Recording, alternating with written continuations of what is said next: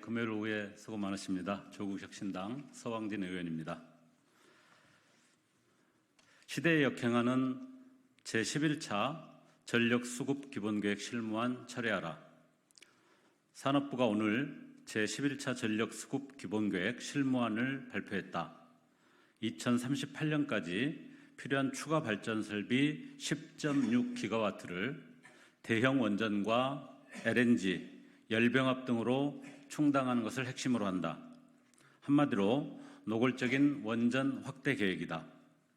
재생에너지 중심의 세계적 흐름에 역행하는 어리석은 선택이다.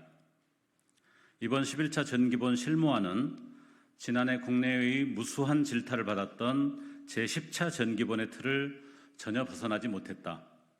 재생에너지 확대, 전력 수요 관리 강화, 전력계통 확대 등 미래를 대비한 에너지 전환에 대해서는 고민한 흔적이 아예 없다.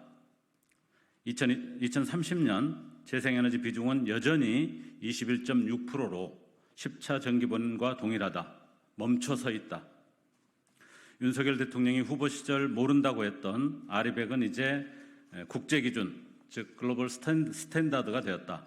애플, 구글, GM 등 글로벌 기업들은 이를 준수한다. 아리백 기준 충족이 글로벌 경쟁력의 핵심 요소인 것이다. 우리나라 대표 기업인 삼성전자, SK하이닉스와 함께 세계 반도체 시장의 패권을 다투는 대만의 TSMC가 대만 정부와 협력해 대규모 해상 풍력을 확보한 이유가 여기에 있다. 윤석열 정부는 아리백 대신 CFE 기준을 추구하겠다고 한다. CFE 기준은 원자력을 포함한다. 문제는 국제 기준이 된 아리백은 원자력을 해당 전력으로 인정하지 않는다는 점이다. 윤석열 정부는 세계의 흐름에 관심이 없거나 모른다. 완전히 동떨어져 있다. CFE 기준은 치열한 수출 경쟁의 현장에서 뛰고 있는 우리 기업들에 아무런 도움이 되지 않는다. 대한민국 대기업의 수출길이 막히면서 여기에 대한 영향은 윤석열 정부가 책임을 질 것인가?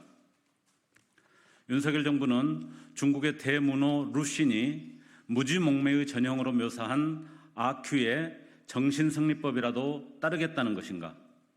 아큐 정전을 보면 아큐라는 인물은 콤플렉스로 인해 주변 사람들에게 불같이 화를 내는 인물로 묘사되어 있다. 산업부가 CFE에 매달리는 이유가 아리백 단어만 나와도 용산이 경로할까 걱정하기 때문이라는 세간의 이야기가 진실이 아니길 바란다.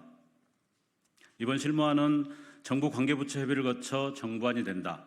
국회 보고와 공청회 등을 거친 뒤 확정된다고는 하나 그동안 거버넌스 자체를 부정해온 윤석열 정부의 행태로 미뤄볼 때 이번 실무안은 사실상 확정안과 다를 바 없다.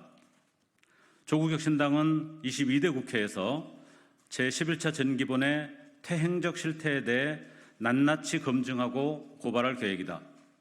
세계적 추세에 맞는 재생에너지 중심의 3080 햇빛바람 정책 패키지를 적극 추진할 예정이다.